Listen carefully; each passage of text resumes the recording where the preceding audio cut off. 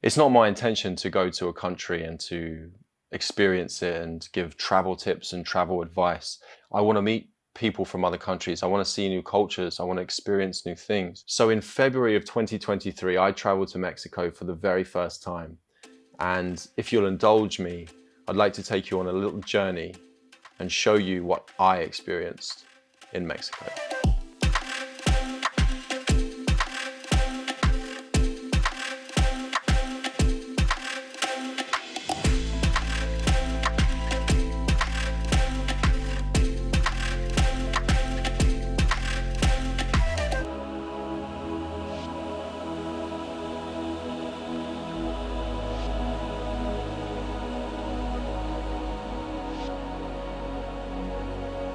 Oh my gosh, what a long flight.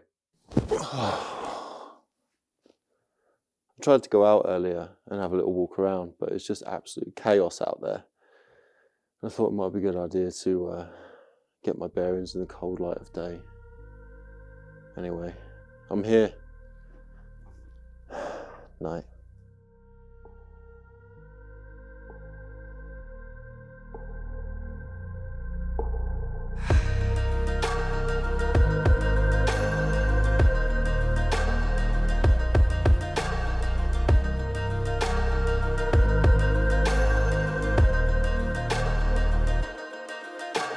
When I landed, I grabbed a yellow taxi to take me to a Selena Hostel. If you're a solo traveler and you want to meet people, then you have to fight your jet lag.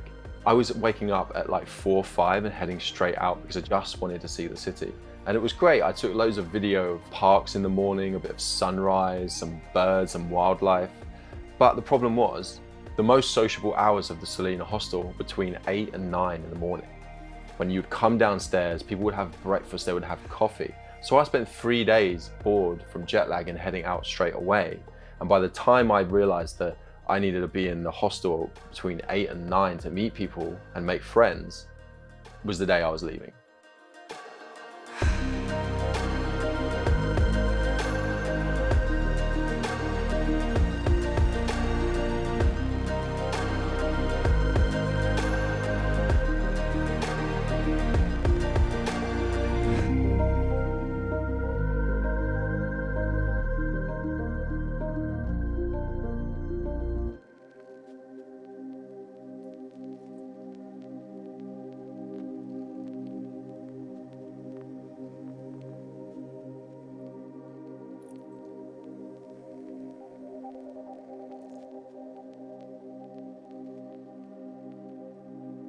Who, me? No, just sitting, chilling on the steps of an ancient pyramid. Usual Saturday. It's been a pretty hectic morning and I've ended up at a place called Teotihuacan. I'm probably butchering it because I've done nothing but butcher the language since I got here. Teotihuacan. But it's a site with some very amazing pyramids and architecture. I think it dates back to maybe 1500 years ago. I'd check that. I'd honestly check that. I would check everything I say in all of the videos that I've made. I've been trying to pick up what I can from the American tourists as I eavesdrop on the tour that they've paid for, which they don't seem to really care too much about. I could probably get away with just joining one.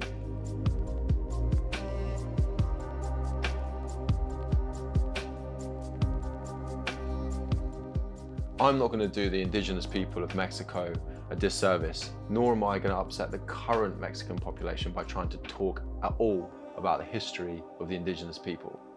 Because what I've realized about myself is, I'm not that interested in history, but I do have an appreciation for a f***ing massive pyramid.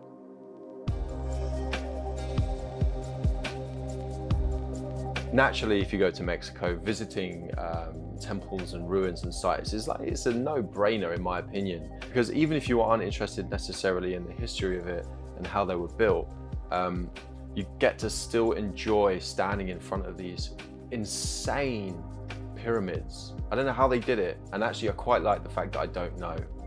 Magic. They had magic in Mexico.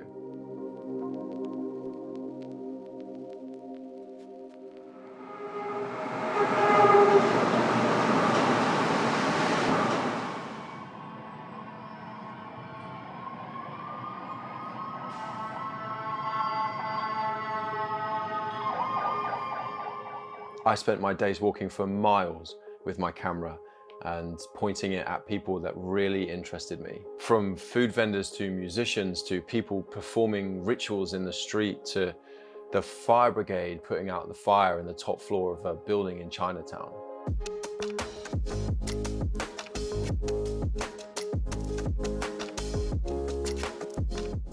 I've already said that my interest was more of a current cultural interest. And when you're talking about a current cultural interest, I don't think you can find a more vibrant place than the Centro Histórico, which is in the heart of Mexico City.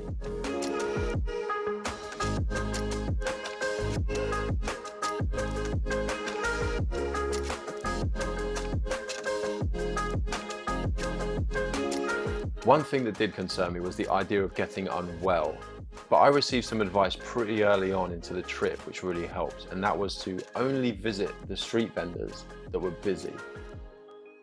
I had nothing but wonderful experiences from food vendors, and some of the people that I met out in Mexico said that the only time that they actually got unwell from food was when they went to a wing stop. Food isn't the reason why I went to Mexico, but it is for some. So if anybody has any tips or any advice where the best food in Mexico City is, then please leave a comment and we can have a discussion about it.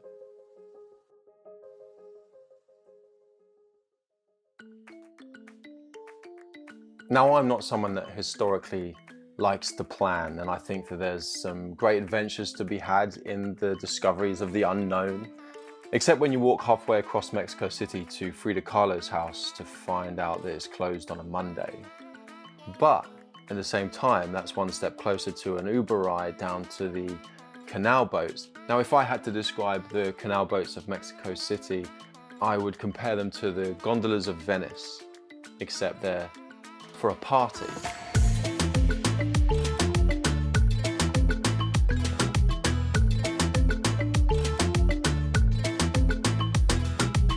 They're these ultra bright colored floating dinner tables that will take you for a couple hours up the river and back. And you can purchase food and drink whilst you're on the river and enjoy it at the table on the boat. Now, the problem is that I was on my own, and these boats hold up to 15, 20 people. It wasn't until I was being pushed up the river in a private canal boat for 2 hours by Jesus that I realized what mistake I had made. The canal boats are 600 pesos per hour per boat, not per person. I arrived, handed over 1,200 pesos, only to find myself sitting, drinking alone on a boat that holds 20 people. Happy birthday to you. But not to let a good opportunity pass me by, I thought it would be a nice thing to order myself and Jesus a meal, and we sat and enjoyed it together. But it was February the 14th. It was Valentine's Day. I took a private canal boat and had a meal on Valentine's Day. I went on a Valentine's Day date.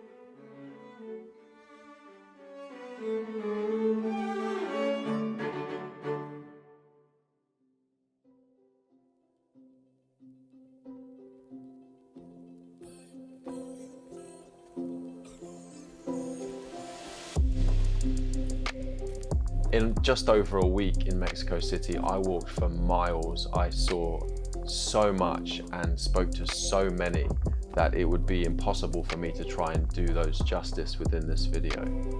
And as I sit here and wrap up a summary of my short time in Mexico City, I just wanted to say that I was happy to be a good example or a story that portrays the city in a positive way. I hope you've enjoyed some of the anecdotes and some of the footage I got.